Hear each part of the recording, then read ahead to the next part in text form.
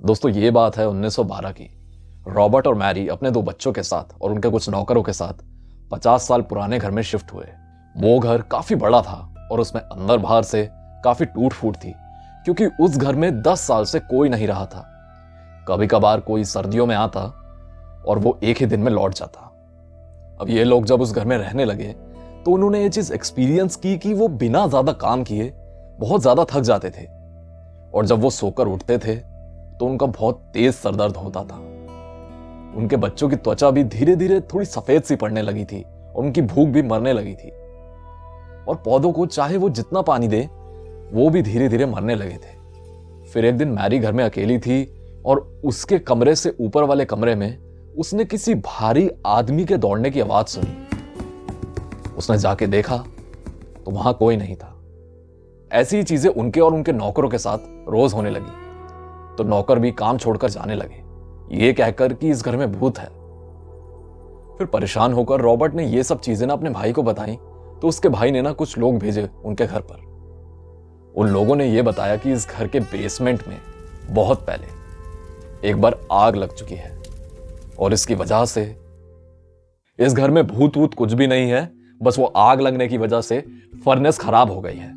और उस heating furnace खराब होने की वजह से पूरे घर में कार्बन मोनोऑक्साइड फैल गई है, जिससे घर में सभी को कार्बन मोनोऑक्साइड पॉइजनिंग हो गई है। इस तरह की पॉइजनिंग से सर दर्द, पेट दर्द और बहुत ज्यादा कमजोरी होती है, और कान और आंखें सही तरह से काम करना बंद कर देती हैं। इसीलिए लोग हेल्यूसिनेट करने लग जाते हैं।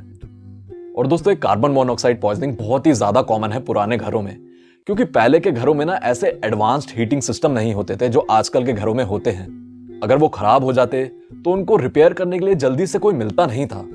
ऐसा ही कुछ कैरी पॉपी, जो एक जर्नलिस्ट है, उनके साथ हुआ था। उनका एक बहुत फेमस टेड टॉक है इसी चीज के ऊपर, आप वो जरूर देखिएगा। पर अब आप सोचेंगे कि यार कभी कभार लॉजिक निकल आता है साइंस की मदद से, पर वो लोग जो हजारों सालों से भूत देख रहे हैं वो क्या गलत है? और आजकल पैरानॉर्मल इन्वेस्टिगेटर भी साइंटिफिक टूल्स यूज करते हैं भूतों को ढूंढने के लिए, और उनका मानना है कि वो उनको मिलते भी हैं। पहला टूल वो यूज करते हैं ईएमएफ मीटर या गॉस मीटर। आसान भाषा में ये दोनों टूल्स किसी भी चीज के आसपास की इलेक्ट्रिक और मैग्नेटिक फील्ड कितनी स्ट्रांग है इस चीज का पता लगाते हैं। वो लोग ये मानते हैं कि जब भी कोई आत्मा आसपास होती है तो वो इलेक्ट्रिक और मैग्नेटिक फील्ड प्रोड्यूस करती है। तो अगर ये मशीन ऐसे बजने लगे तो मतलब आत्मा आसपास ही है। अब ये तो हुआ एक साइड का सच, अब इसको दूसरी तरह से देखते हैं। दोस्तों, आज के मुकाबले पहले के बने इलेक्ट्रिकल अप्लायंसेस बहुत ज्यादा ईएमएफ छोड़ते थे। तो ये जितनी भी पुरानी बिल्डिंग होती है ना, इनमें हर चीज टूटी फूटी होती है, स्पेशली वायरिंग और सॉकेट्स खराब होते हैं। तो ये सब भी कारण बनते हैं ऐसे डरावने घरों में ईएमएफ मिलने के। अब दोस्तों, ये बात कितनी सच है इस पर एक अलग वीडियो बन सकती है, पर एक बार को मान भी लें। पहली चीज कि इंसान में आत्मा होती है। दूसरी, इंसान के मरने के बाद वो आत्मा भटकती भी है। और तीसरी, वो ईएमएफ छोड़कर अपने होने का सबूत देती है।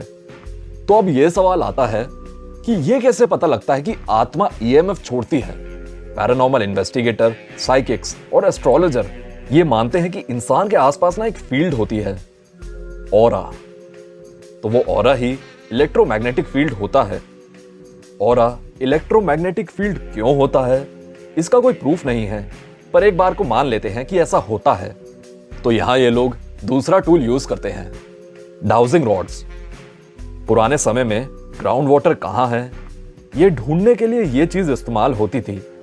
आजकल ये लोगों का ऑरा चेक करने के लिए इस्तेमाल होती है। कुछ इस तरह से इसको पकड़ते हैं। अब अगर इसको किसी इंसान के पास लेकर जाएंगे तो ये रॉड्स उसके ऑरा के मुताबिक खुल जाएंगी। उस इंसान का अगर स्ट्रॉन्ग ऑरा होगा तो ये ज्यादा खुलेंगी, कम होगा तो कम खुलेंगी। अब ये तो था एक तरफ का सच।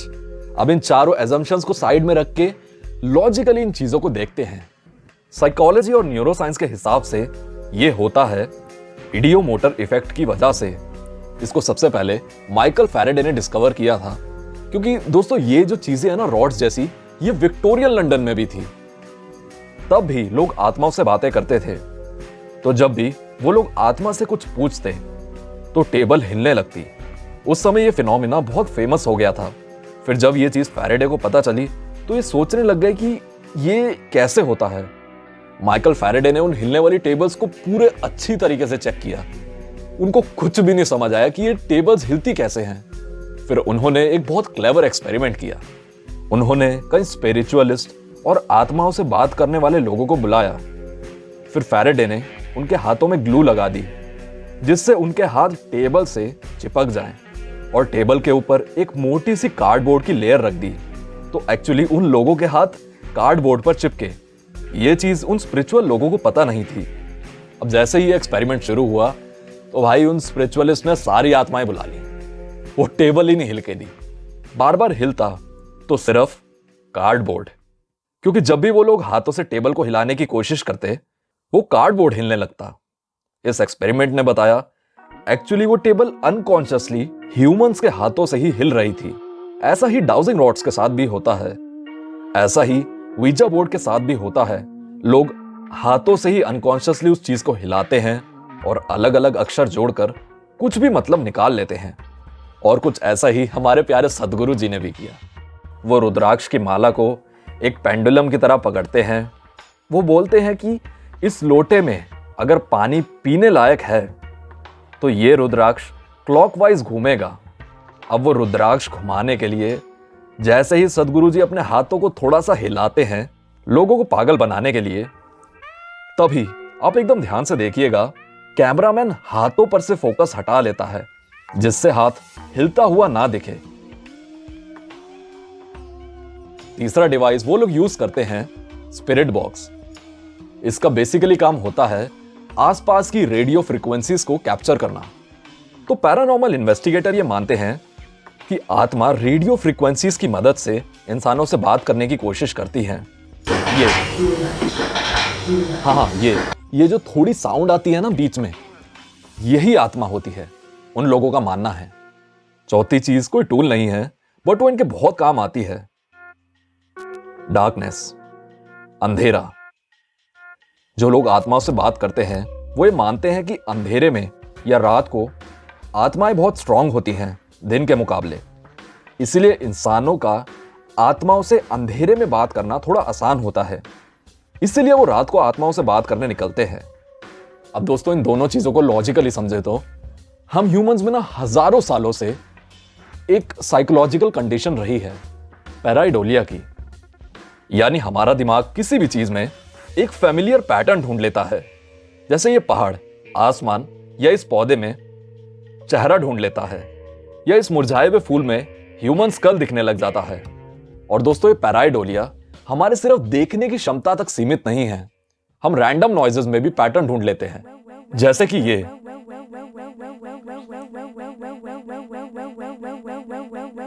और हजारों साल पहले जब ह्यूमन शिकार करते थे तब उनको रात से सबसे ज्यादा खतरा रहा है, क्योंकि रात को जंगल में ऐसे शिकारी निकलते हैं जो खुद देख सकते हैं। इसलिए अंधेरे का डर ह्यूमंस के जीन्स में है। फिर जब डार्कनेस और पैराइडोलिया मिलते हैं तो कोई चीज सामने ना भी हो वहां भी इंसान भूत ढूंढ लेता है। कम से कम हुआ